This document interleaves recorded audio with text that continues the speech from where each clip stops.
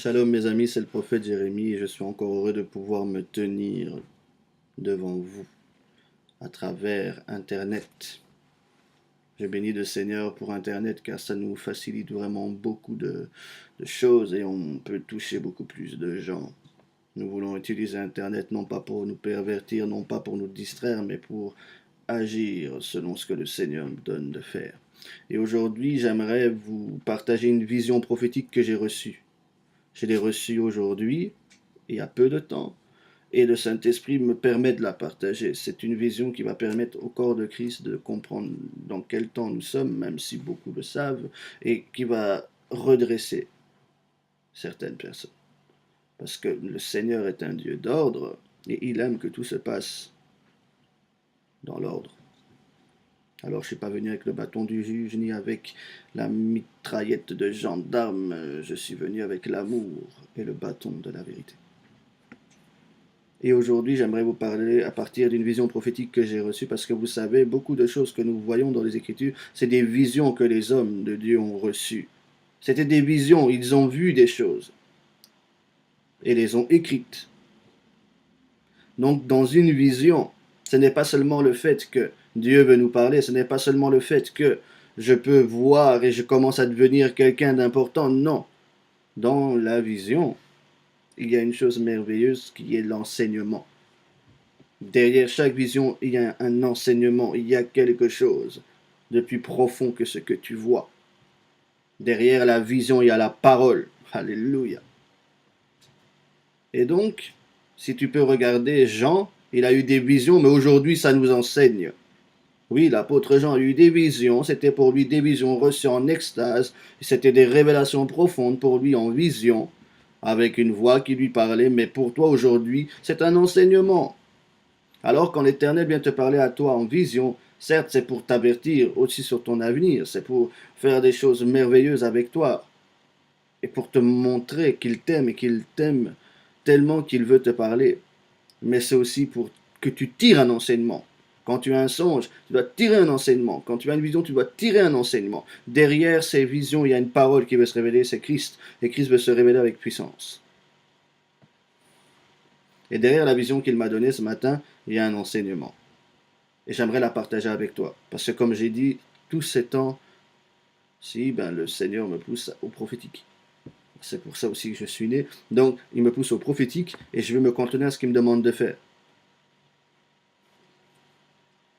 Je salue toutes les personnes qui nous ont soutenus d'une manière ou d'une autre, prière, don, et qui continuent à le faire. Nous voyons la main du Seigneur encore. Et je tiens à vous remercier partout autant où vous êtes. Et pour ceux encore qui sont en train de se décider, n'oubliez pas, partenariat, vous pouvez, appelez-nous, les numéros sont sur Facebook. Et pour ceux qui n'ont pas Facebook, le numéro c'est 0486 814 460. L'école prophétique démarre aussi bientôt. La semaine prochaine, je donne toutes les informations précises et finales. Donc, nous préparons cela pour que ça soit quelque chose qui aide le corps de Christ et pas un mouvement en plus. Et donc, je reviens à ma petite vision que j'ai reçue ce matin. Et cette vision était celle-ci.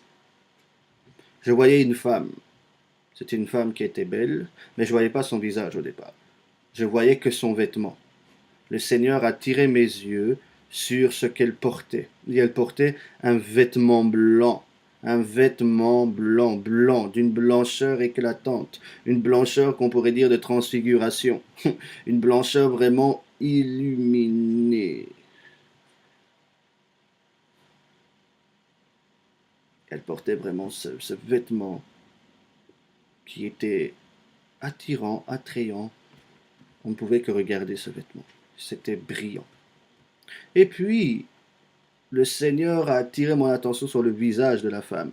Et ce qui m'a interpellé, c'est que la femme était maquillée. Et il n'y a rien de mauvais à se maquiller, sauf si c'est pour une mauvaise utilisation. Que veux-je dire? Qu'est-ce que je veux dire par mauvaise utilisation? Ben, pour se faire voir, pour cacher des défauts, pour séduire, pour cacher son rejet et se faire belle. Tu n'as pas besoin de ça, ma soeur. Ce n'est pas dit que le maquillage est mauvais. Mais c'est quelle intention derrière cette utilisation? Pourquoi te maquilles-tu? Tu verras que si tu sondes tes intentions, la plupart des temps, ce n'est pas par liberté que tu te maquilles, mais il y a toujours une mauvaise raison, une mauvaise racine. Et aujourd'hui, je crois que je parle à toutes ces filles qui se maquillent pour séduire. Arrête. L'Éternel a mis en toi un potentiel sacré. Ne te perds pas dans des petites bêtises comme celle-là, pour des hommes qui t'abandonneront ou qui profiteront de toi. Ne te maquille pas parce que tu te trouves pas belle et tu veux donc camoufler les choses. Non, arrête cela. Laisse le Seigneur te montrer que tu es une créature merveilleuse et laisse qu'il te montre que tu peux t'apprécier.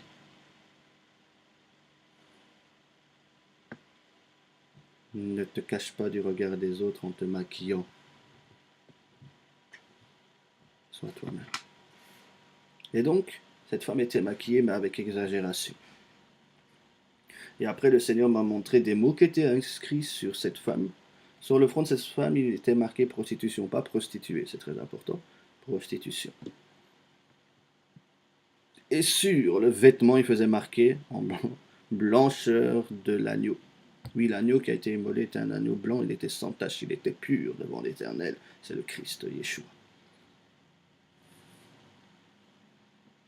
Et sur le front de cette femme, il y avait prostitution, inscrit. Et comme tout bon prophète, j'ai demandé au Saint-Esprit, tu veux me dire quoi? Il était en train de dire qu'il allait commencer à juger tous les maquillages, tous ceux qui maquillent leur visage, leur intention, leur projet, en essayant de les rendre plus jolis, mais à l'intérieur, ils sont mauvais. Le Seigneur, en fin 2012, et nous y approchons, et 2013, va commencer à toucher ça. Les maquillages. Donc là, vous comprenez que c'est un symbole. Je ne prends pas le rouge à lèvres ou les fards à yeux ou à joues et tout ce que vous voulez. Non, je ne touche pas à ça. Je touche à un symbole que le Seigneur m'a montré. Il me dit, dis-leur, arrête. Arrête mon ami, de te maquiller, de cacher. Tu as des problèmes et tu caches. Je t'ai pas dit qu'il faut montrer aux autres les problèmes et qu'après ils te criblent. Je te dis que tu dois arrêter de te cacher. Quelqu'un qui est véritablement libre et libéré, il se cache ni de Dieu ni des hommes, il n'a plus peur, et le regard qu'on pose sur lui n'est plus un problème, parce qu'il a été libéré par l'amour de Dieu. Il sait que le regard le plus important qui est posé sur lui, qui est celui de Dieu, est pour lui et pas contre lui, et il va commencer à marcher avec cette connaissance et il sera transformé de gloire en gloire dans cette connaissance. Et donc j'aimerais te dire, arrête de te maquiller, Église, arrête de te maquiller, pasteur, arrête de maquiller avec des programmes et sur programme et sur programme, mais tu vois que la vie est partie de ton Église. Arrête de te maquiller, ma soeur, ma soeur, ma soeur, tu te maquilles, tu maquilles tous tes problèmes, tu fais comme si tu n'avais pas de problème, mais tu as le sida, tu es pleine de sida en toi, mais tu vas vers les gens et tu dis rien, tu te maquilles, tu ne dis rien et tu couches avec ces personnes par vengeance. Que le Seigneur te pardonne, reviens de cette mauvaise voie et accepte l'évangile. Arrête de te maquiller. Beaucoup parmi nous sont maquillés, c'est-à-dire qu'ils ne sont même pas chrétiens, ils ne sont même pas de Christ. Ils sont maquillés avec les slogans de l'Église. Ils sont maquillés avec les slogans de l'Église, mais ils ne sont pas de l'Église. Les manifestations qu'ils ont, c'est des manifestations de maquillage. Il manifeste à l'intérieur plein de haine, plein de jalousie, plein de rivalité, plein de déboires sexuels. Et le Seigneur veut que nous puissions être sans tache, sans ride et sans défaut. Et il a envoyé un agneau sans défaut, sans tache, sans ride pour cela. Christ, Yeshua. Et Yeshua a accompli sa mission. Il trouvera une épouse sans tache, ni ride, ni défaut, comme lui. Parce que Dieu lui a donné une aide semblable qui est l'Église, c'est-à-dire une aide comme lui, qui a la même nature que lui, qui est comme lui, sans tache, ni ride, ni défaut, pur. Alors, l'Éternel parle aujourd'hui contre le maquillage. contre l'apparence, l'évangile d'apparence. Tu sauves ton ministère, tu le couvres de beaucoup d'apparence, mais tu sais très bien que tu es à côté. Alors mon frère, alors ma sœur, tu viens, tu chantes à l'église, mais tu te maquilles, la nuit est en boîte. S'il te plaît, prends ta vie au sérieux. Prends l'évangile au sérieux. Prends cette liberté que Christ t'accorde au sérieux, afin d'être une libératrice, un libérateur pour d'autres, parce que les nations ont besoin de nous. Et si nous sommes maquillés, nous leur donnerons le maquillage, nous leur apprendrons à être des chrétiens d'apparence et pas des chrétiens profonds, de substance.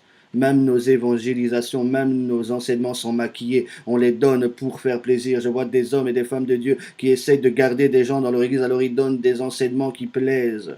C'était annoncé, mais s'il te plaît, ne sois pas parmi ceux qui sont escrocs, ne sois pas parmi ceux qui sont comme des Saüls, ils veulent plaire aux hommes, alors ils font des programmes pour plaire aux hommes, mais les Saüls, leur règne est à leur fin.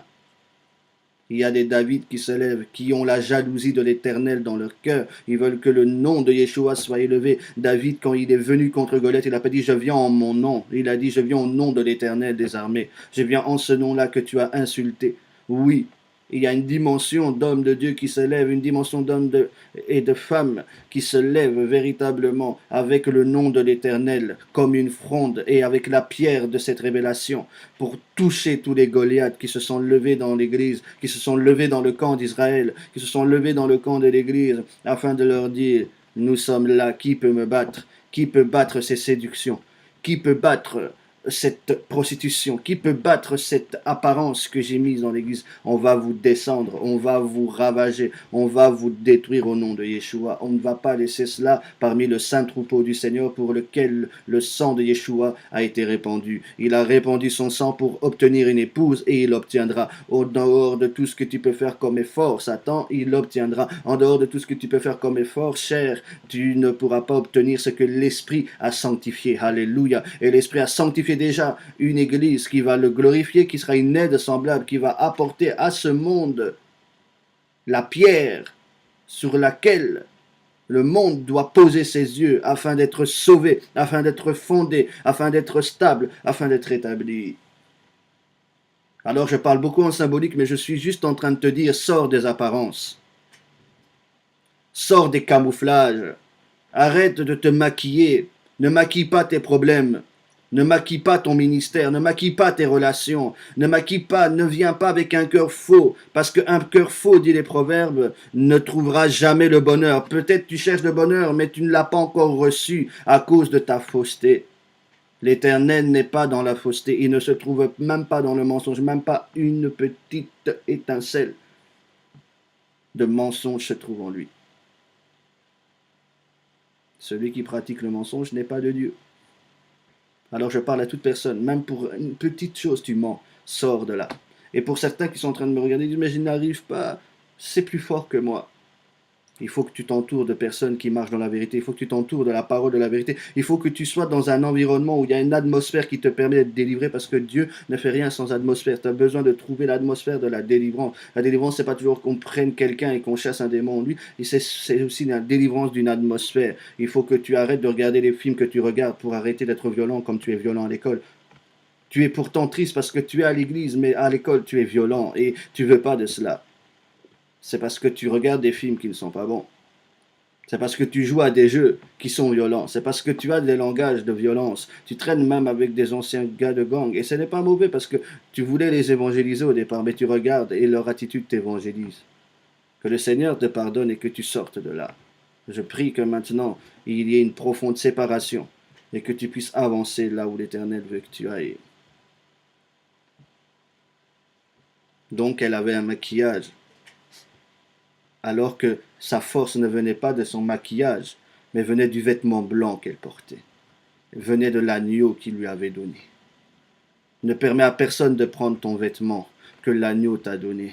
C'est de cette force, de ce vêtement qui fait de toi une fille et un fils, et qui fait de toi un fils et une fille de Dieu, excuse-moi, qui fait de toi un fils et une fille de Dieu. C'est de ce vêtement que tu tires ta force. C'est pas de tous les maquillages. Je vois quelqu'un, il est surmené par tout le problème de l'église et alors il maquille, il sourit. Arrête de faire un sourire commercial. Il faut que tu ailles répandre ton cœur devant Dieu et que tu trouves des responsables à côté à qui tu peux répandre ton cœur pour que tu marches. Mais tu ne peux pas réussir seul, tu ne peux pas réussir avec ce fardeau dans ton cœur. Pour d'autres, vous vous en voulez à vos parents parce qu'ils n'ont pas été là pour vous, parce qu'il y a des problèmes avec eux et vous en voulez à vos parents. Mais pourtant, vous allez dans la même église et vous priez, vous levez vos mains et vous chantez et vous êtes touchés. Mais ce problème doit être résolu parce que l'Éternel n'aime pas le maquillage. L'Éternel n'aime pas le maquillage. C'est l'Éternel qui est le maquillage de son épouse. Il n'aime pas qu'on la maquille. C'est lui qui met l'huile sur elle. C'est lui qui met le parfum sur elle. C'est lui qui la rend belle. C'est lui qui la distingue. C'est lui qui la fait briller. Et il ne veut pas le maquillage de Babylone. Il ne veut pas le formatage de Babylone. Il ne veut pas que tu sois comme Babylone. Il ne veut pas que tu sois dans cette prostitution. Église, sort de la prostitution spirituelle. Connais ton Seigneur et attache-toi à lui. Connais ton Seigneur et attache-toi à lui. Dieu va juger en 2013 tous les maquillages spirituels de l'Église et vous allez voir, les ministères maquillés vont tomber. Et les ministères qu'on croyait maquillés, qu'on croyait avec des fausses manifestations, qu'on croyait avec des choses qui étaient mauvaises, vont se révéler des ministères qui vont glorifier le Seigneur et le Seigneur va pouvoir passer à travers eux. Parce que l'Éternel va rétablir la vérité. Bien sûr, même s'il rétablit la vérité, il y aura toujours des gens qui ne croiront pas. Ce n'est pas un problème. Tu n'es pas là pour qu'on croie en toi, tu es là pour qu'on croie en celui qui t'a envoyé. Et tant que tu fais ta mission jusqu'au bout, l'Éternel sera content. Toi, ne cherche pas à faire cela par ta force.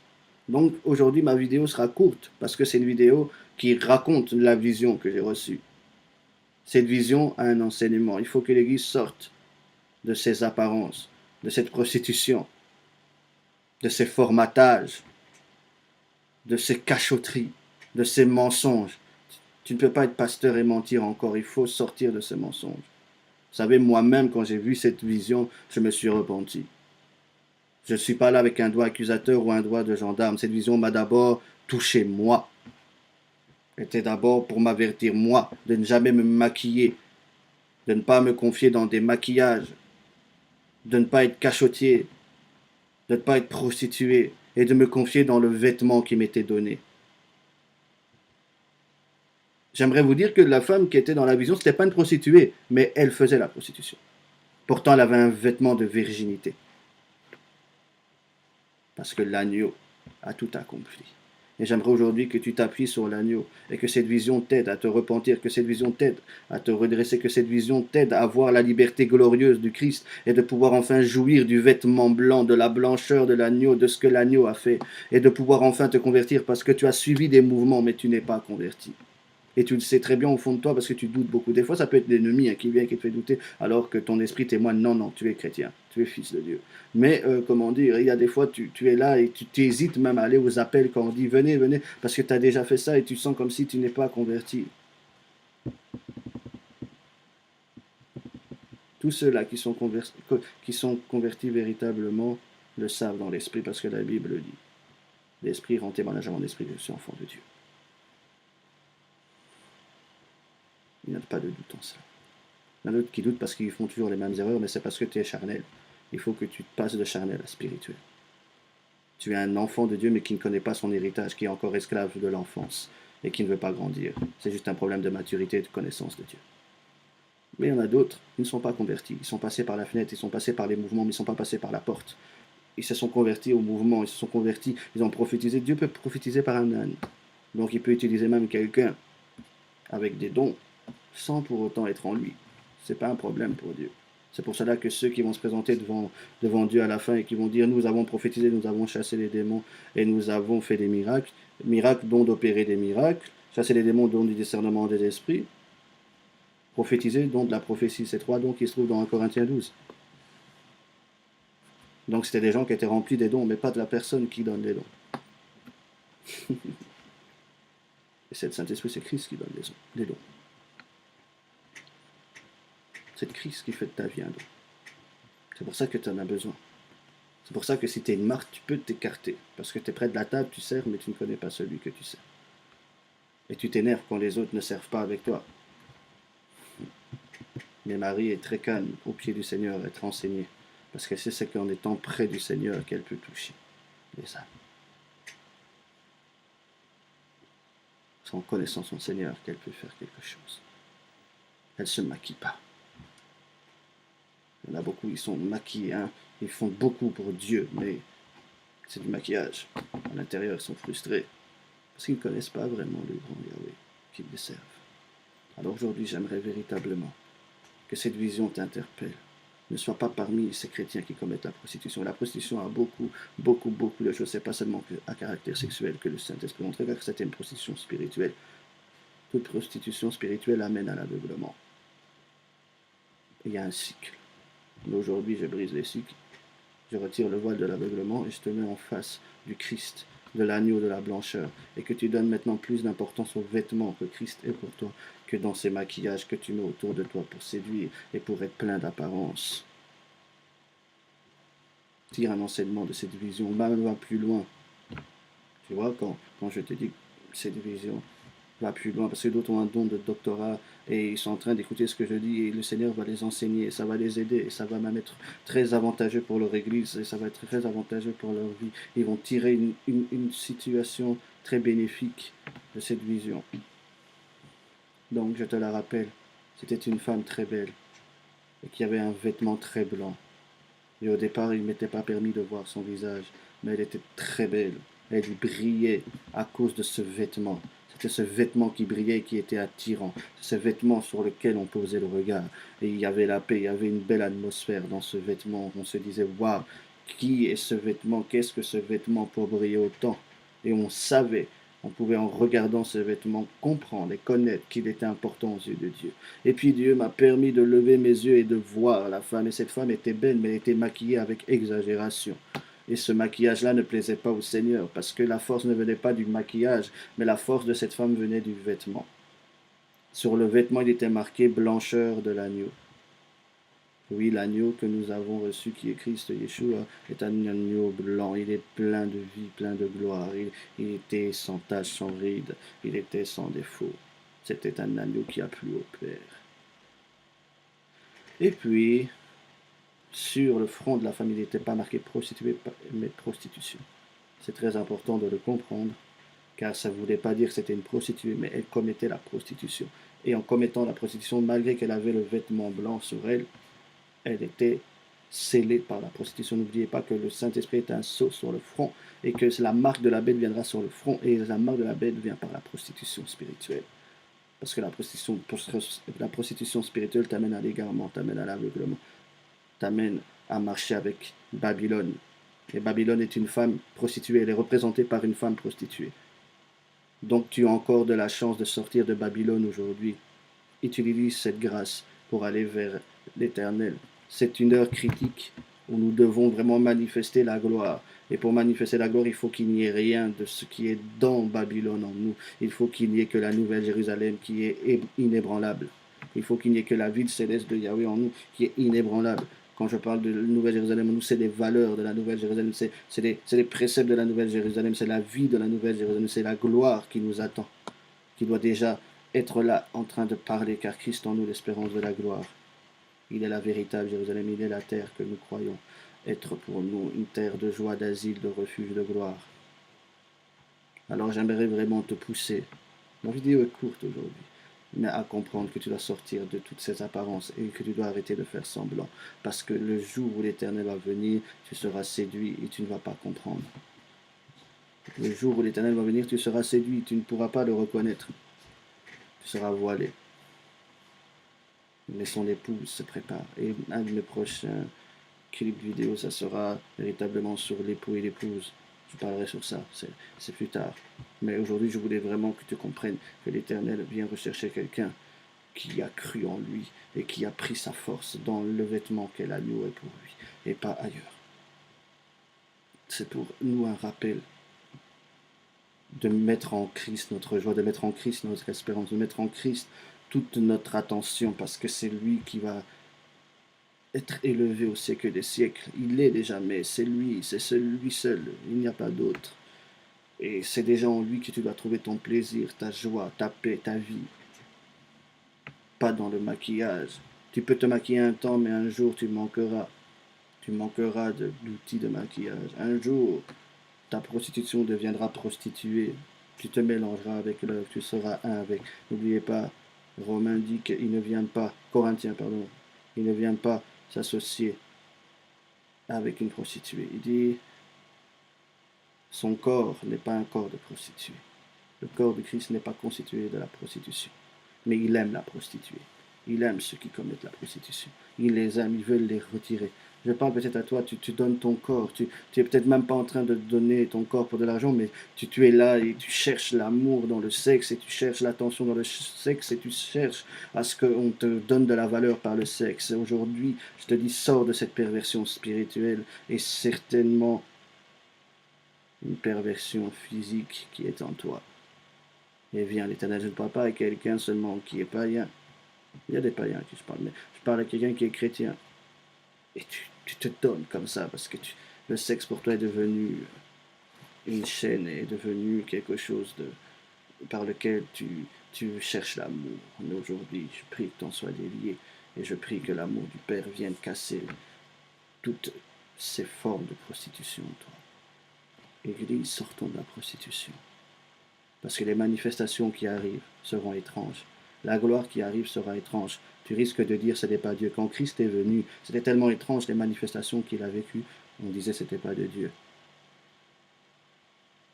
On disait même qu'il avait un démon. Donc ne t'inquiète pas si on dit que tu as des démons et que tu es dans la séduction.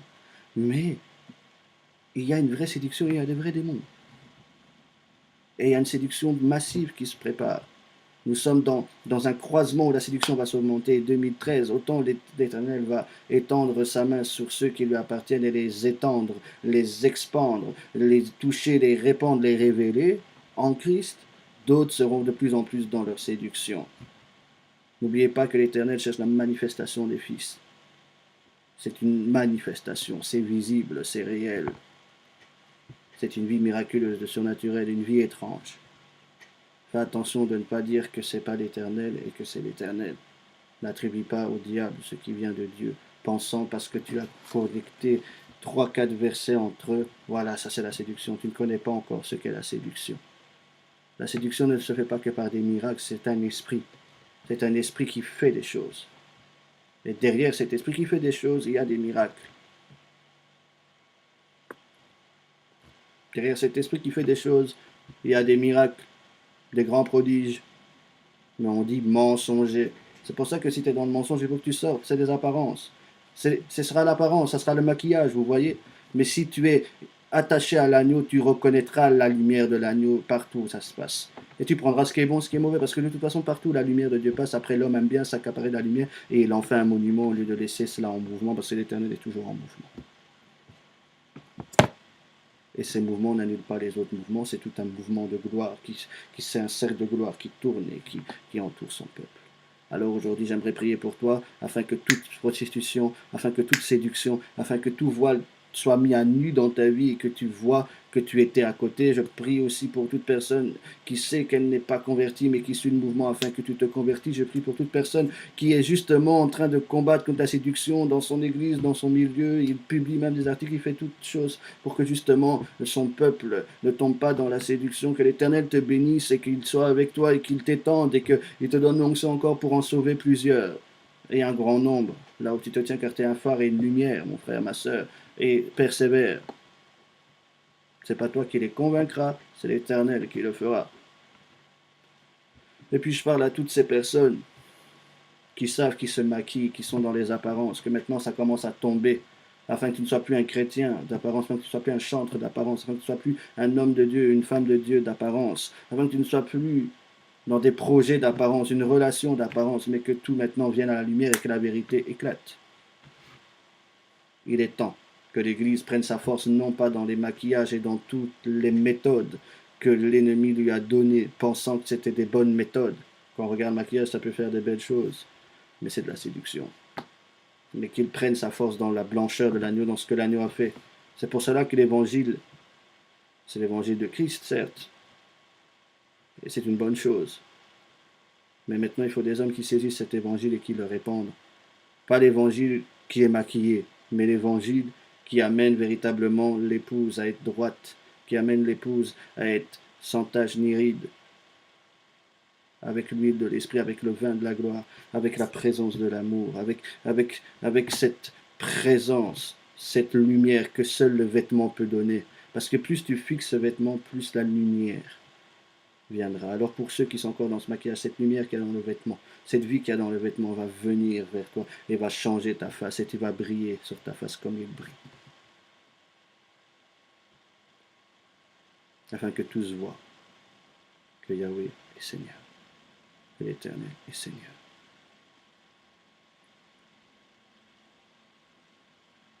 Alors, s'il te plaît,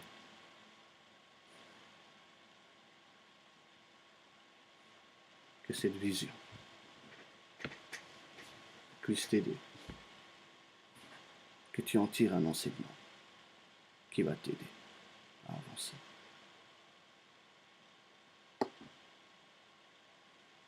Il est temps de sortir du maquillage. Il est temps de sortir de tous ces camouflages, de toutes ces faussetés. Il est temps. Je t'en supplie, mon ami, par l'amour qui m'agite. Je t'en supplie. Tu vas peut-être avoir peur parce que tu n'aimeras pas le visage que tu as sans maquillage, mais la lumière du vêtement va te transformer.